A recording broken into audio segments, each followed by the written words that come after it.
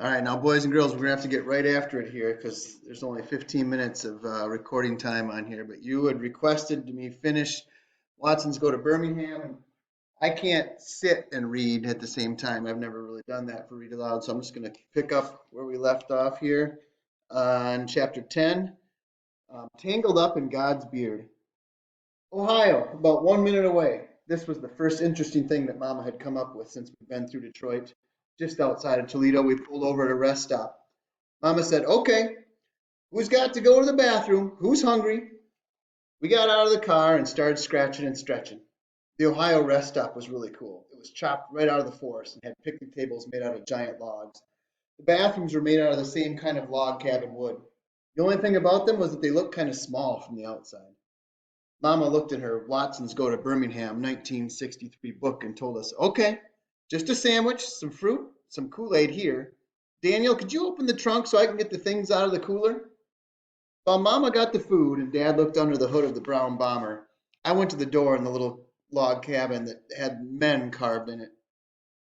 As soon as I opened the door, I gagged. The toilets in Ohio weren't anything like Michigan toilets. Instead of a white stool with a seat, there was just a seat on a piece of wood with a great big open black hole underneath with the sound of flies coming out of it. No flusher, no water, no nothing. It looked like if you sat on the seat, you might end up getting sucked down into Ohio somewhere.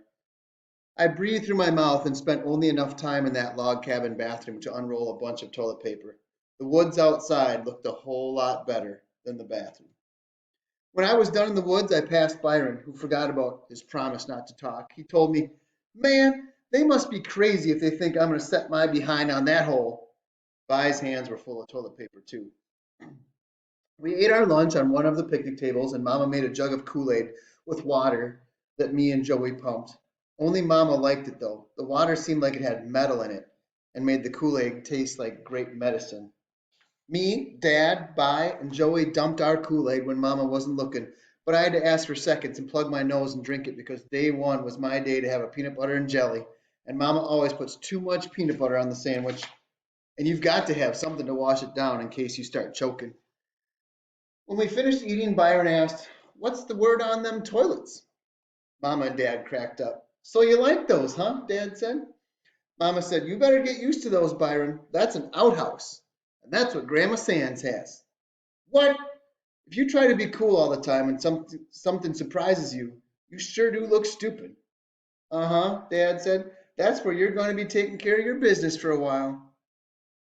Vi said, "Wait, let me dig this. You mean if I got to go to the bathroom, I got to go outside into a nasty little thing like that? Ain't they got no sanitation laws down there? How you going to have a hole for a toilet and not get folks sick? Don't them things attract flies?" Mama and Dad laughed again. Mama said, "Your Grandma Sands always says it seems a lot nastier to her to be doing that in the house.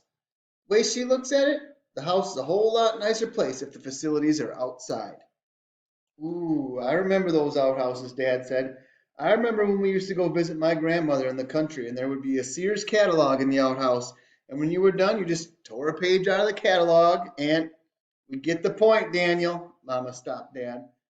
After lunch, Vi went back into the log cabin outhouse and came back with his pockets bulging with toilet paper. He told me, "Man, they must be on dope if they think I'm going to wipe my butt on some roll of old paper." We loaded the cooler back in the car and got back on I-75.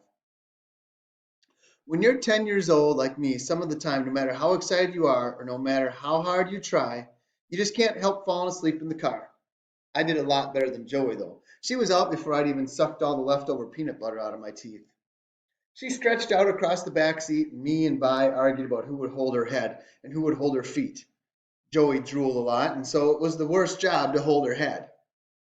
We had teased Mama so many times about planning everything so much in her notebook that Vi decided to be cute and asked, could someone check that Watson's Go to Birmingham book and see who's supposed to be holding Joey's leaking head for the first 100 miles in Ohio?" Mama and Dad looked at each other and laughed, and I did too. I really didn't know why bullies have such a good sense of humor. It didn't matter who won the argument because the car started rocking me to sleep. Maybe someone could say the brown bomber was old and ugly, but you could never say anything bad about its seats. They were the best things in the world. I leaned my head back and watched Ohio go zipping by. I couldn't keep my head from sinking deeper and deeper into the brown bomber's seat. I woke up and got real nervous, real fast. I felt something wet in my pants starting to run down my leg. I opened my eyes and said, "Whew!" It was just Joey drooling all over me. I complained and Mama made Vi take Joey's head for a while. I took her shoes off for her, and inside one of her shoes was a kind of worn down picture of a little white boy with a girl's hairdo and a smiling dog. In a circle around both of them, it said Buster Brown. As I drifted back to sleep, I wondered what a little white boy would think if he knew he was getting stepped on every day by my sister. Then my neck got rubberized again and my head nodded down. Oh, check the time. Oh, we got plenty of time, I think. Oh, yeah, we're only 5 minutes into this. As I drifted, no, let's see, where are we now? It nodded back up when I heard Mama say real soft to Dad, "How you doing? Cincinnati's just ahead." "Oh, I'm fine. I've still got a lot in me. I think I'll just stop in Cincy for a stretch and some gas." "Really?" Mama didn't sound too happy. "Sure, why not? Kids are all asleep and you look like you were about gone yourself." Mama didn't say anything, but I knew she'd have to change her plans if we didn't stop for the night in Cincinnati. Dad kept trying to make it seem okay. He smiled and said, "Don't worry, Willona. We might as well just go a little farther." I wanted to lean up and whisper to Mama that I knew what Dad was planning. But the last time I was asleep, Byron had put Joey's head back in my lap, and I was just too lazy to move her. But I knew if I wasn't so sleepy, I could tell Mama what I'd heard Dad and Mr. Johnson saying before we left. Mr. Johnson knew a lot about cars, so Dad asked him to take a good look at the bomber before we went to Alabama. I was sitting in the car pretending I was driving, and Dad and Mr. Johnson were under the hood. "Oh, yeah, Daniel, this baby's sound as a dollar." "Well, let me ask you something, Theo," Dad had said. "Do you think she could run it to Alabama straight?" Hmm. Mr. Johnson thought for a minute. "I don't see why not. As long as you keep your eye on the oil and the water, it shouldn't give you a lick of trouble. The question isn't the car. The question is, could you do it straight through?" "Well, the most I've done before is 8 hours, and Willona says this will take about 15. But I've talked to some people in the shop, and they say it shouldn't be too tough. A couple of them are from Texas, and they say they've driven it straight. Alabama's closer, so why not?" "This Plymouth can do it if you can, Daniel." "Good. Besides, think of the money we'll save. I'm going to give it a shot, but I'm not going to tell Willona. She'd die. She's got this whole trip planned down to the last minute." Dad made his voice go kind of high and southern. "And Daniel, between Lexington and Chattanooga, you will inhale 105,564 times, and you'll blink 436,475 times. That is, of course, unless you see something exciting, in which case you'll inhale 123,876 times and blink 437,098 times." Dad and Mr. Johnson cracked up. As we were going into Cincinnati, I wanted to lean up and whisper to Mama, "Hang on, Mama. You're going to blink and inhale about 62 zillion more times before you can get out of this car." But the warm air and the highway noise and the brown bomber's seat and the way Joey was breathing just all pushed me right back to sleep.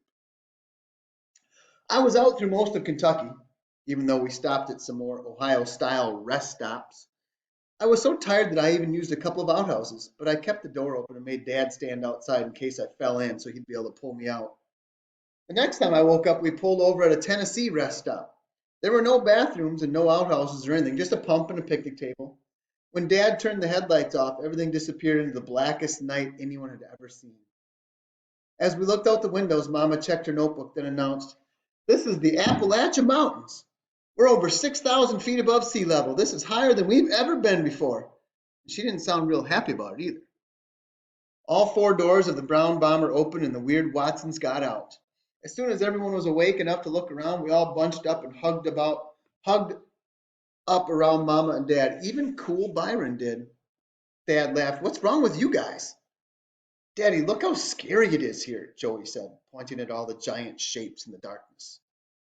"Nonsense, Pumpkin. Those are just the mountains." What Dad was calling just the mountains were the scariest things I'd ever seen. On every side of us were great big black hills, and behind these were even bigger, blacker hills, and behind those were the biggest, blackest hills. It looked like someone had crumpled up a pitch black blanket and dropped the weird Watsons down into the middle of it. Air up this high didn't seem right either. It made you feel like something bad was going to happen. If this was a movie, there would be a loud, scary organ music playing right now. Dun, dun, dun, dun. Mommy, Joey asked, sounding real scared, where did all those stars come from? We all looked up, and instead of seeing the normal amount of stars, it looked like there had been a star explosion. There were more stars in the sky than empty space. That's because the air is so clean here. This looks like the sky in Birmingham. Up close to us in the rest stop, all we could see was the pump. It looked like a deformed, evil, one-armed space robot. As our eyes got used to the dark, we could also see the picnic table, and behind that, black woods. Most of the time, Mama and Dad don't like arguing in public, but Mama was real hot. She said, well, do you see what your nonstop driving has done now? Do you see, instead of being in a motel, you've driven us straight into hell. That got everyone's attention because Mama almost never cusses. This really scared me. I know it's stupid, but before I could stop myself, I said, hell? I thought you said this was Tennessee. Joey started boo-hooing right away. After we nervously nibbled on snacks, everyone sat on the same side of the picnic table. Me and Bai had to go to the bathroom in the woods. We found 2 trees where we could keep our eye on each other, and I said, Bai, do you think there are snakes out here? Snakes? I ain't scared of no snake. It's the people I'm worried about. I stopped looking at the ground and began watching the black woods. What people? I wished I'd picked a tree closer to Byron. Didn't you hear Mama say that this was Appalachia? So? Man, they got crackers and rednecks up here that ain't never seen no Negroes before. If they caught your ass out here like that, they'd hang you now, then eat you later. What's a redneck? A hillbilly, only worse. Some of them don't even speak English.